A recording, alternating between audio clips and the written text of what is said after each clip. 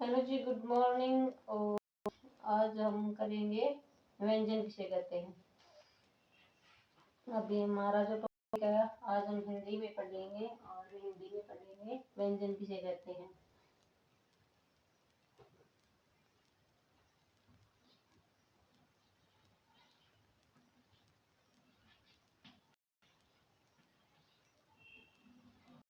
हिंदी और हिंदी में हम पढ़ेंगे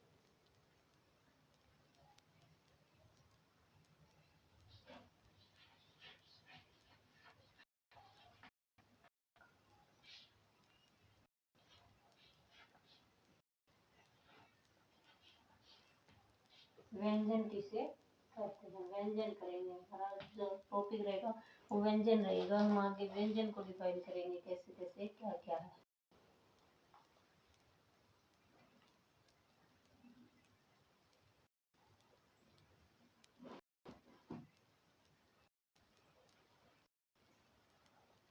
तो व्यंजन किसे कहते हैं, जिन वर्णों को उच्चारण करते समय वायु कुछ वातित प्रमुख से निकलती है।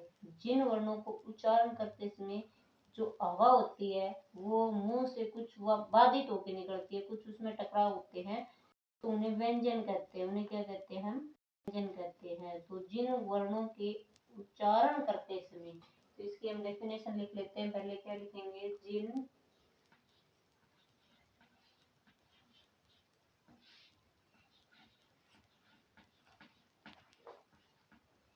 वर्णों के उच्चारण करते समय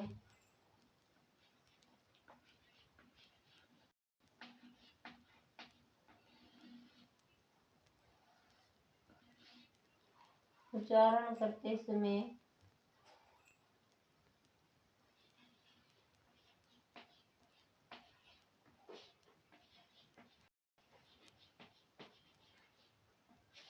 उच्चारण करते समय वायु,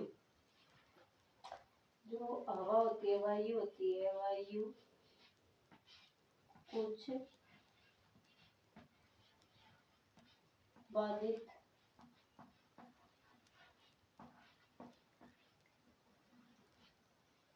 स्थानों से होकर बाधित होकर मुख से निकलती है। बाधित होकर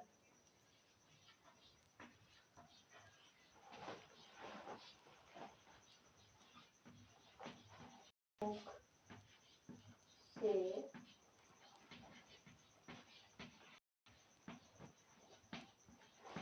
निकलती है।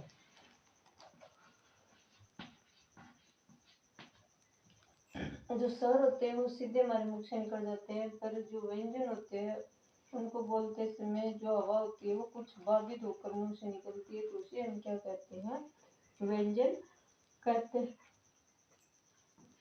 उन्हें हम क्या करेंगे, व्यंजन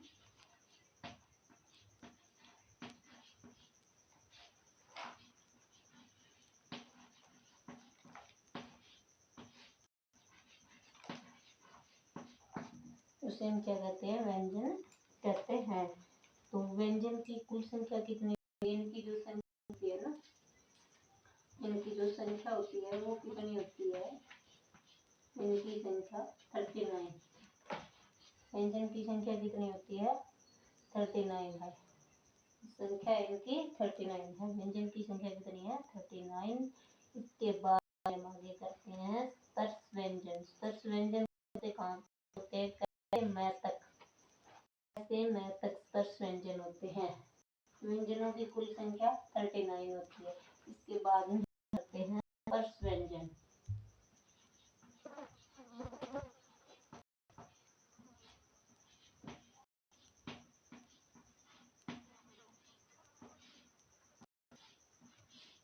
स्पर्श व्यंजन क्या होते हैं भी? जो स्पर्श व्यंजन होते हैं काल से काल तक होते हैं, क से लेके मैं तक, मैं मछली तक, कबूतर से लेके हमारा मैं मछली तक क्या होता है? स्पर्श व्यंजन होते हैं। अब स्पर्श व्यंजन की एक डेफिनेशन होती है, वो कर लेते हैं आगे। क्या है हमारी डेफिनेशन? क्या होती है स्पर्श व्यंजन? जिन व्यंजनों का उच्चारण करते समय हवा फेफड़ों से निकलते हुए मुंह के किसी स्थान, जिन व्यंजनों का उच्चारण करते हैं, बोलते हैं, उस समय हवा फेफड़ों से निकलते हुए मुंह के किसी स्थान विशेष, जैसे कंठ से, तालु से, मुर्दा से, दांते से या होस्ट का स्पर्श करते हुए निकलते हुए व्यंजन कहते हैं। मतलब जब हम कोई भी शब्द बोलते हैं तो जो हवा हमारे फेफड़ों से निकलेगी वो मुंह के किसी भी भाग से टकरा कर निकलेगी, तो उनको क्या है? स्पर्श व्यंजन कहते हैं। तो इस डेफिनेशन लिखते हैं, जिन व्यंजनों का उच्चारण करते समय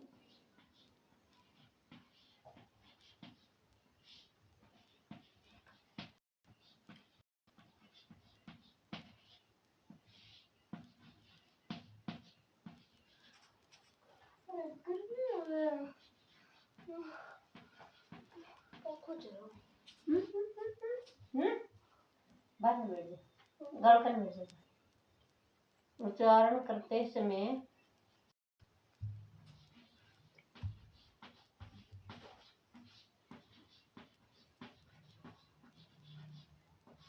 जब उच्चारण करते हैं, उच्चारण करते समय हवा जो होती है, जो हम सांस लेते हैं, हवा फेफड़ों से, हवा हमारी जो फेफड़ों से निकलती हुई कहाँ पे चलती है? किससे टकराती है? फेफड़ों से निकलते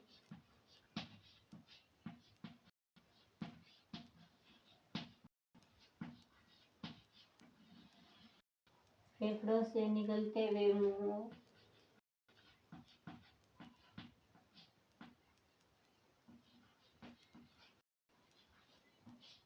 फेफड़ों से निकलते हुए मुंह के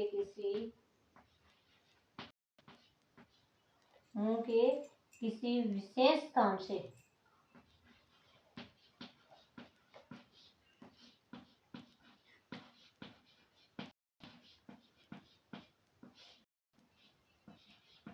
किसी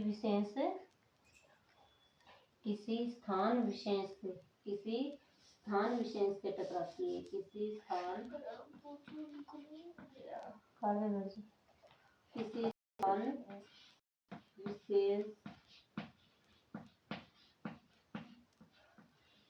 स्थान विशेष जैसे क्या हो जाएगा? कंठ,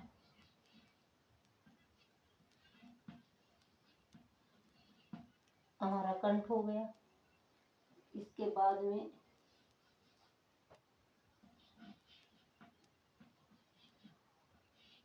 कंठ के बाद में किससे टकराएगी? तालू से।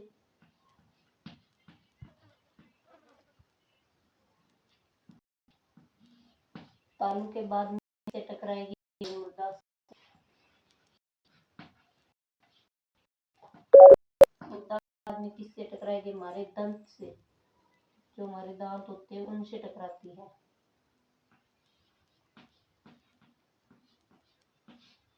दांत या होस्ट या हमारे होठों से,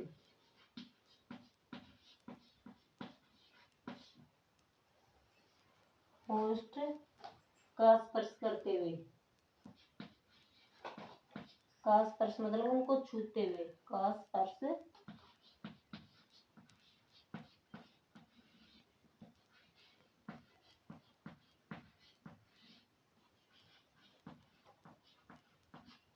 स्पर्श करते हुए निकले।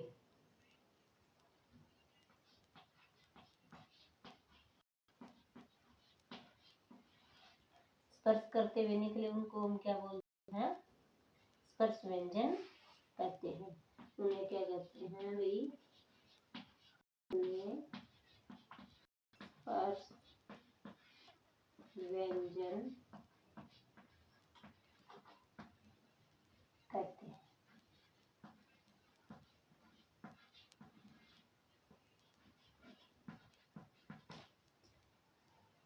उन्हें क्या है, हम स्पर्श व्यंजन कहते हैं। तो इसके बाद में इनकी जो संख्या है वो कितनी है, 25 है। स्पर्श जो व्यंजन है उनकी संख्या कितनी है, 25, और ये कैसे मैं तक होते हैं।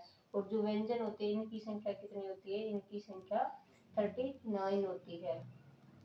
इनकी संख्या जो होती है वो 39 होती है, और जो स्पर्श व्यंजन होते हैं इनकी संख्या कितनी होती है, 25 होती है।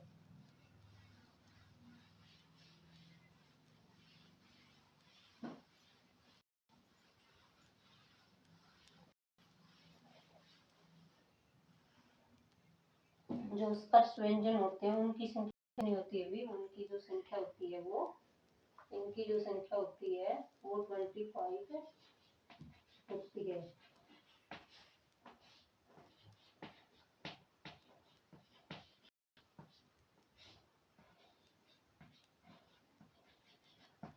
इनकी जो संख्या है वो कितनी है, 25 है। इसके बाद में हम करते हैं अंतस्थ व्यंजन। कौन सा करते हैं, अंतस्थ व्यंजन। हमारा टॉपिक है वो व्यंजन का ही चल रहा है। तो अब हम क्या करेंगे, इसके बाद में अंतस्थ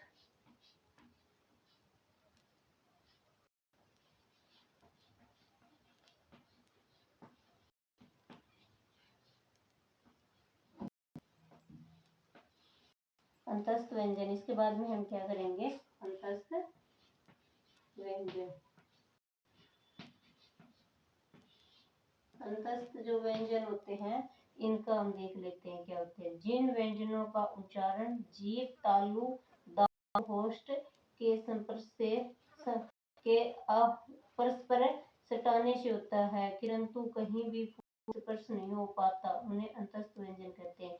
अंतस्थ व्यंजन मतलब क्या होता है, जिन व्यंजनों का उच्चारण जीभ, तालु और दांत, होस्ट के परस्पर, हमारे ये होठ होते हैं ना, इनका सबका क्या, परस्पर सटने से, सटाने से होता है। मतलब परस्पर ये मिलते हैं पर पूरे नहीं मिलते हैं, पूरा नहीं टकराता है, बस थोड़ा थोड़ा जो होता है। उनके जो टकराने से होता है उनको हम क्या कहते हैं ना, उनको हम क्या कहते हैं, व्यंजन कहते हैं। मतलब ये टकराते हैं पर पूरे थोड़े, में कुछ हिस्टाने से हो जाता है, उनको हम क्या कहते हैं, अंतस्थ व्यंजन कहते हैं। तो इसकी हम डेफिनेशन लिखते हैं, जिन व्यंजनों का उच्चारण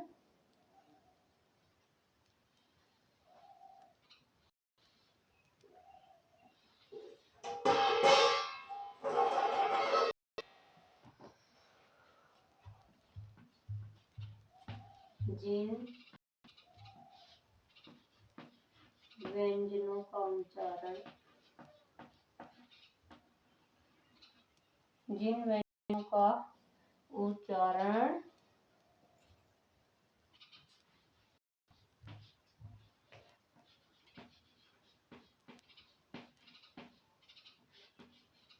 जिन व्यंजनों का जो उच्चारण होता है वो क्या होता है, जीभ,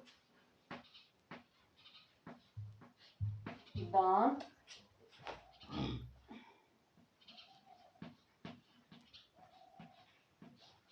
तालु, जिन व्यंजनों का उच्चारण जीभ, दांत, तालु, ओठों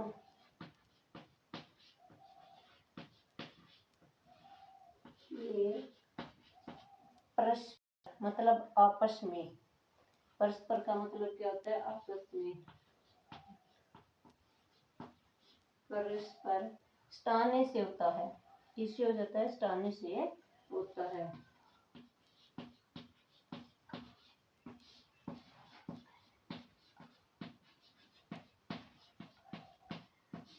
सटाने से होता है, उनको हम क्या बोलते हैं, किंतु।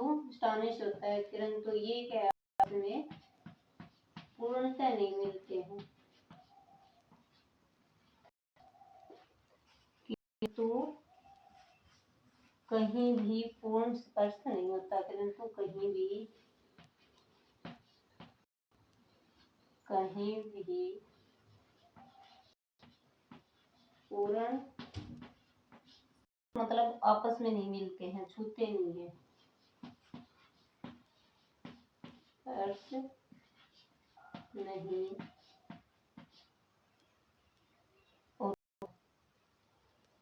कहीं भी पूर्ण नहीं हो पाता, पूरा नहीं हो पाता। ये नहीं कि पूर्ण रूप से टकराते, अगर ये पूर्ण रूप से टकराते हैं निष्कर्ष व्यंजन ही हो जाता। अंतर मतलब कुछ रास्ते में अंदर से ही, तो उन्हें क्या हम अंतस्थ व्यंजन कहते हैं।